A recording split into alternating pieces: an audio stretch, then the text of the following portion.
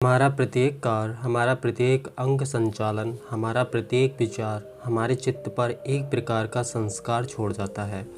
और यद्यपि ये संस्कार ऊपरी दृष्टि से स्पष्ट ना हो, तथापि ये अवचेतन रूप से अंदर ही अंदर कार्य करने में पर्याप्त समर्थ होता है।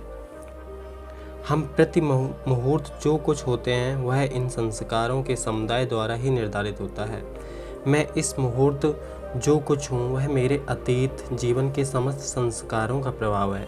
यथार्थ इसे ही चरित्र कहते हैं, और प्रत्येक मनुष्य का चरित्र इन संस्कारों की समष्टि द्वारा ही नियमित होता है। यदि भले संस्कारों का प्राबल्य रहे तो मनुष्य का चरित्र अच्छा होता है, और यदि बुरे संस्कारों का प्राबल्य हो तो बुरा।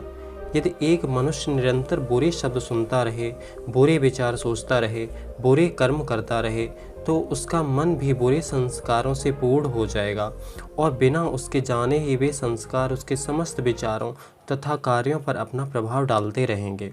वास्तव में ये बुरे संस्कार निरंतर अपना कार्य करते रहते हैं, अतः बुरे संस्कार संपन्न होने के कारण उस व्यक्ति के कार्य भी बुरे होंगे। वह एक बुरा आदमी बन जाएगा, वह उससे बच नहीं सकता।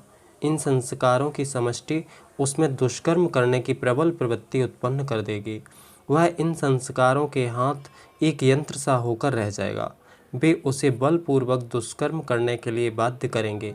इसी प्रकार यदि एक मनुष्य अच्छे विचार रखे और सत्य कार्य करे तो उसके इन संस्कारों का प्रभाव भी अच्छा होगा, तथा उसकी इच्छा न होते हुए भी वे उसे सत्कार करने के लिए प्रवृत्त करेंगे। जब मनुष्य इतने सत्कार एवं सचिंतन कर चुकता है कि उसकी इच्छा न होते हुए भी उसमें सत्कार करने की एक अनिवार्य प्रवृत्ति उत्पन्न हो जाती है, तब फिर यदि वह दुष्कर्म करना भी चाहे तो इन सब संस्कारों की समष्टि रूप से उसका मन उसे ऐसा करने से तुरंत रोक देगा।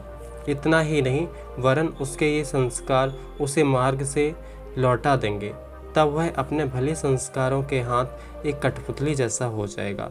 जब ऐसी स्थिति हो जाती है तभी उस मनुष्य का चरित्र स्थिर कहलाता है।